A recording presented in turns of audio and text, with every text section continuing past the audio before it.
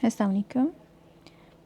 आज हम example number 2 करेंगे, वेरिएशन ऑफ पैरामीटर्स।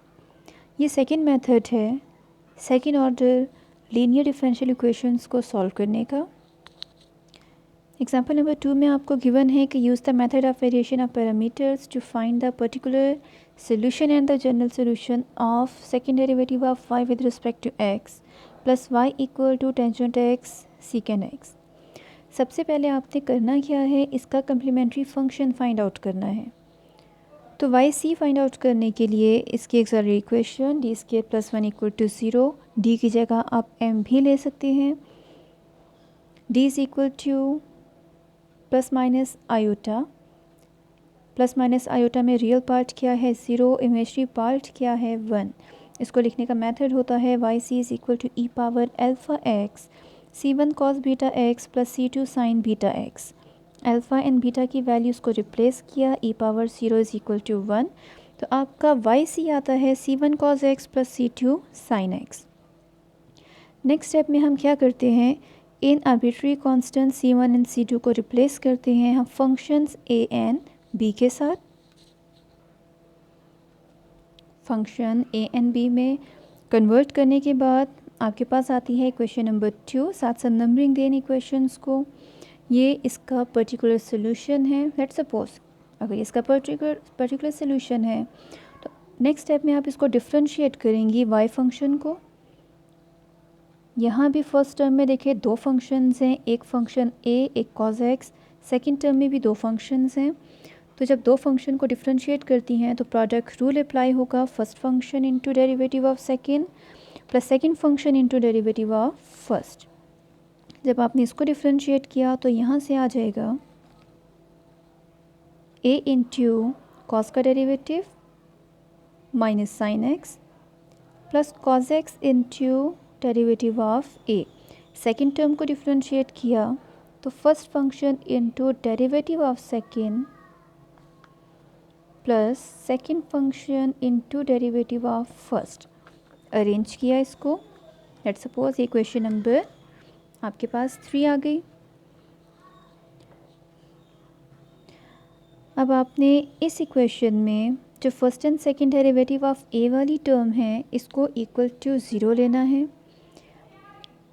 इसको 0 लेने के बाद जब इसकी वैल्यू को यहाँ रिप्लेस किया तो आपके पास फर्स्ट डेरिवेटिव किसके इक्वल रह गया, minus a sine x plus b cos x.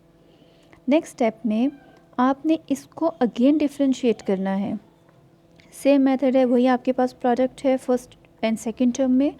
तो first function into derivative of second plus second into derivative of first आपने दोबारा से अप्लाई किया उस फार्मूले के थ्रू। नेक्स्ट स्टेप में आपने क्या करना है, सेकंड डेरिवेटिव की वैल्यू और वाई की वैल्यू रिप्लेस करनी है अपने गिवन क्वेश्चन में। जब आपने वैल्यू रिप्लेस की गिवन क्वेश्चन में तो सेकंड डेरिवेटिव की value minus a cos x minus b sine x minus a dash sine x plus b dash cos x, y की value a cos x plus b sine x, right hand side पे function as it is. इसमें जो terms cancel हो रही हैं उनको cancel किया तो रिमेनिंग टर्म्स आती हैं minus a dash sine x plus b dash cos x equal to tangent x into secant x. अब इस इक्वेशन को और जो ऊपर आपने इक्वेशन ली थी a dash cos x plus b dash sine x equal to 0, इन दोनों इक्वेशंस को आपने सॉल्व करना है और फाइंड आउट करनी है value of a dash and value of b dash. इन इक्वेशंस को सॉल्व करने के लिए आपने किसी भी एक के कोफिशिएंट को सेम करना है, जिसको एलिमिनेट करना है उसके कोफिशिएंट को सेम करें। अगर मैं इक्वेशन नंबर 1 को मल्टीप्लाई करूँ कॉस एक्स के साथ, सॉरी साइन एक्स के साथ, इक्वेशन नंबर 1 को साइन एक्स के साथ मल्टीप्लाई किया, इक्वेशन नंबर 2 को कॉस एक्स के साथ मल्टीप्लाई कर दें तो ये हो जाएगा a dash sine into cos plus b dash sine square x. यहाँ पे कॉस मल्टीप्लाई हो गया हर एक टर्म में। अब प्लस और minus first term cancel, second term में b dash sine square x plus b dash cos square x में बी डैश को कॉमन लिया तो आपके पास आ गया sine square x plus cos square x which is equal to 1। Right hand side पे cos into tangent into secant, it's up to you. Tangent को साइन ओवर कॉस में ओपन करें या सीकेंट को 1 ओवर कॉस में, cos and cos cancel. आपके पास B dash equal आ जाएगा tangent x के। इसकी वैल्यू किसी भी एक इक्वेशन में रिप्लेस करें तो आपके पास ए डैश की वैल्यू आएगी। जब आपने बी डैश की वैल्यू रिप्लेस की इक्वेशन नंबर 1 में, तो आपके पास आ गया a dash cos x plus tangent x sine x equal to 0। इस टर्म को राइट हैंड साइड पे ले आएँ, टेंजेंट को साइन ओवर कॉस की फॉर्म में लिख सकते हैं। ये cos x right hand side पे आके डिवाइड हो जाएगा, तो minus sine square x over cos square x equal to minus tangent square x. अब अगर आपको याद हो तो आपके पास एक फार्मूला है 1 plus tangent square x is equal to secant square x. अगर मुझे टेंजेंट फाइंड आउट करना है तो tangent square x will be is equal to secant square x minus 1। यहाँ पे माइनस टेंजेंट स्क्वायर एक्स है तो इसकी जगह पर मैं 1 माइनस सीकेंट स्क्वायर एक्स की वैल्यू लिख सकती हूँ। तो यहाँ पर हमारे पास ए डैश एक्स किसके इक्वल हो जाएगा, a dash x will be equal to 1 minus secant square x.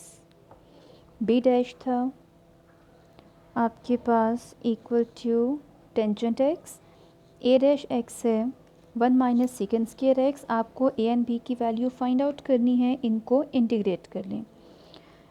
इससे इस फॉर्म में लाने का मकसद क्या है, टेंजेंट स्क्वायर को आप इंटीग्रेट नहीं कर सकती क्योंकि टेंजेंट का इंटीग्रल है, टेंजेंट स्क्वायर का नहीं। तो इसको हमने इस फॉर्म में कन्वर्ट किया जिसका इंटीग्रल एग्जिस्ट करता है।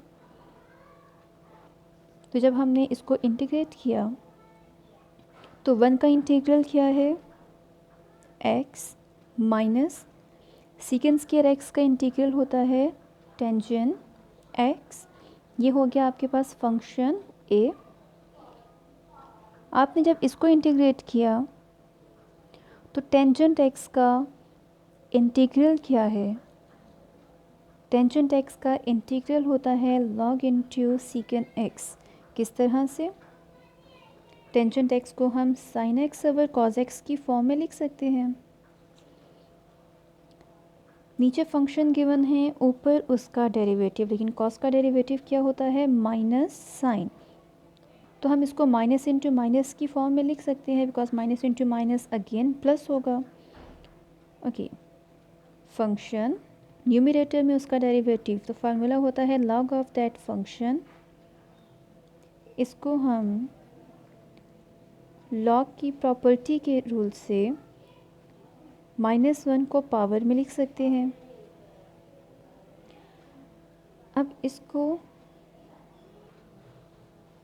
नेक्स्ट स्टेप में हम कर लेते हैं, लॉग इनटू, यहाँ पे अगर पावर माइनस है तो नीचे आके ये प्लस हो जाएगा, एंड 1 ओवर कॉस किसके इक्वल है, सीकेंट। तो ये किसके इक्वल हो गया, लॉग इनटू सीकेंट एक्स। किस चीज़ की वैल्यू है, जब आपने बी डैश को इंटीग्रेट किया तो बी किसके इक्वल आता है, b is equal to log into secant x. अब ए और बी की इन वैल्यूज़ को आपने रिप्लेस करना है अपनी क्वेश्चन नंबर 2 में, जो ऊपर आपने लिया था a cos x plus b sine x.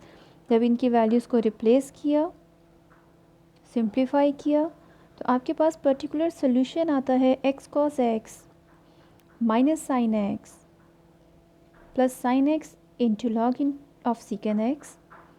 ना जनरल सोल्यूशन क्या है, कम्प्लीमेंट्री एंड पर्टिकुलर सोल्यूशन को ऐड कर दें। तो कम्प्लीमेंट्री फंक्शन क्या था, c1 cos x plus c2 sin x। Particular solution क्या है, x into cos x plus sine x log into secant x. जो सेम टर्म्स हैं उनको आपने रिपीट नहीं करना। यहाँ पे माइनस साइन एक्स है, कम्प्लीमेंट्री फंक्शन में c3 sin x है, तो ये बेसिकली सेम टर्म्स हैं क्योंकि c3 is any constant number, -1 भी कांस्टेंट है, c3 भी कांस्टेंट है, तो सेम टर्म्स को आपने रिपीट नहीं करना, उसको निगलेक्ट करके 1 टाइम लिखना है और बाकी सारे फंक्शन जो पर्टिकुलर सॉल्यूशन का जो टर्म होंगी उनको एज इट इज़ आपने इसमें लिखना है। Thank you.